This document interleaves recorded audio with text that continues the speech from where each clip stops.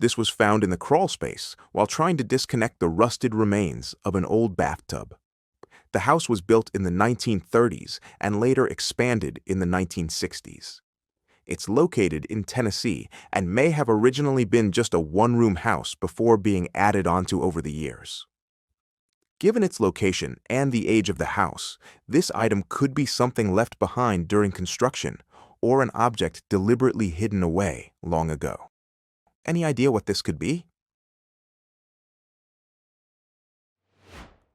This is a part of a coal furnace grate where coal was placed to burn.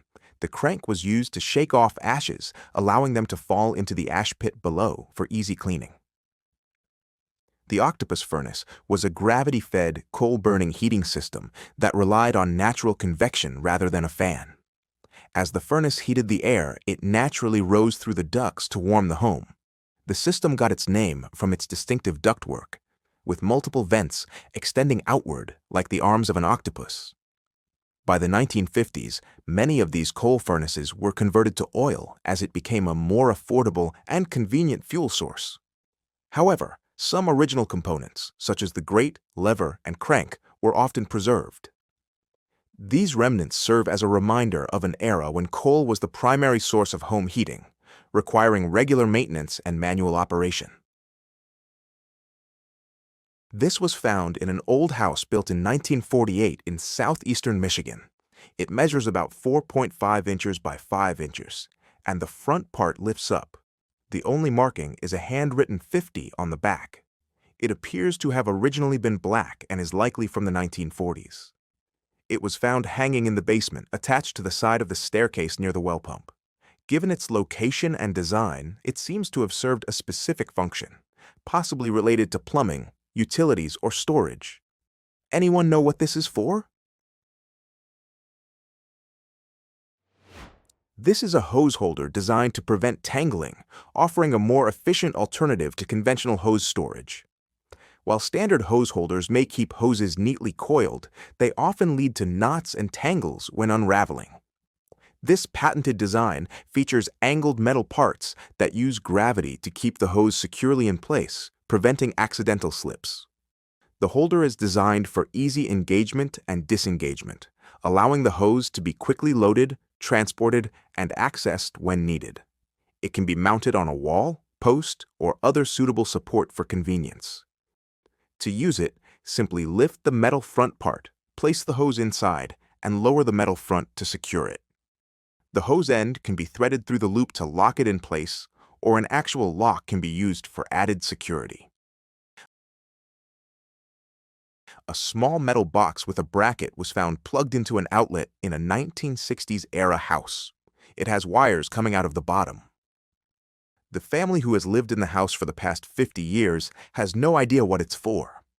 Given its age, and the fact that it has remained plugged in for decades, it could be an old electrical device, a signal booster, a timer, or even part of an outdated security or alarm system. Any ideas what this thing is? This is a Princess telephone power supply, a power transformer designed to provide AC voltage to older telephones, specifically for lighting up the dials. It was typically wired to the black and yellow wires of a 4-wire telephone cord, supplying the necessary power to illuminate the phone's display. Originally designed for Princess phones, this power supply was essential for making the neon lamps in the dial glow, ensuring visibility in low-light conditions. It was also used in early trimline models before they switched from incandescent bulbs to LEDs, which could be powered directly by the phone line. These power supplies were a key component in vintage telephone systems, enhancing both functionality and aesthetics in an era before modern LED lighting. This was found in my granny's old house, but at her age, she can't remember what it is or where it came from. There are 2 pieces, each about the size of my hand. They appear to fit together in some way, but there are no clips or fasteners to secure them. The most interesting part is the elastic band. It runs inside the plastic pieces rather than being used to hold them shut. It seems like it was meant to keep something contained or protected, but it doesn't function like a traditional storage container.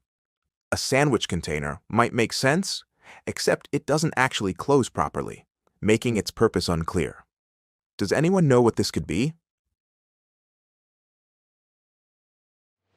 My mom is a care aide, and she says this is used to help keep someone's legs together, providing support and stability for patients who need assistance. She's currently taking care of someone who has them, but theirs are made of foam. These cushions are often used in healthcare to improve comfort, aid in recovery, and prevent unwanted movement. However, after some more research, it seems more likely that this is actually a headrest cushion for a chair, couch, or wheelchair rather than a seat cushion. It looks too small to provide seating support, so it's probably designed to offer neck and head support, helping with posture and comfort, especially for people who spend a lot of time sitting. My coworker's neighbor, Miss Ramel, passed away 6 years ago. She was a drama teacher on Long Island, never married, and may have had some family nearby.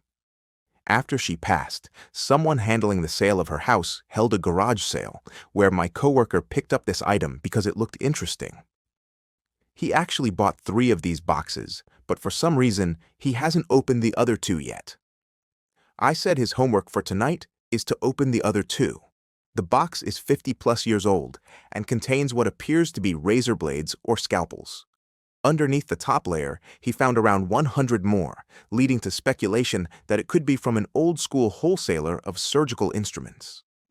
Strangely, there are no markings, logos, or identifying details on either the box or the scalpel-like objects inside. Any idea what these could be? It looks like the Weck Razor Company made razors that used replaceable blades. This one is supposed to be for skin grafts, but I can't imagine why someone would need a whole case of them. They also resemble modern hair shapers, which are razors used to line up hairstyles. However, hair shapers usually have a toothed guard separate from the blade itself. It's easier to imagine someone selling a whole bunch of replaceable blade hair shapers if that's what these are. If I had to guess, I'd definitely say they are surgical instruments. If they really used these for skin grafts back in the day, ouch! A silver metal tool that moves when you clench it, at least 50 years old and measuring 7 inches by 3 inches. It weighs about 10 ounces and remains a bit of a mystery. Someone suggested it might be a leather punch or a saw sharpener, but it doesn't punch well enough to be for leather, and it's unclear how it would function as a saw sharpener. There are no markings, labels, or engravings to give clues about its manufacturer or purpose. Any idea what this tool is used for? It's a Cobbler's multi-tool designed for working with leather. It looks similar to a leather hole punch and was commonly used to create holes in belts for a better fit. Shoemakers and leatherworkers likely used it for various tasks, such as punching holes in straps, adjusting fittings, or even working on shoe repairs.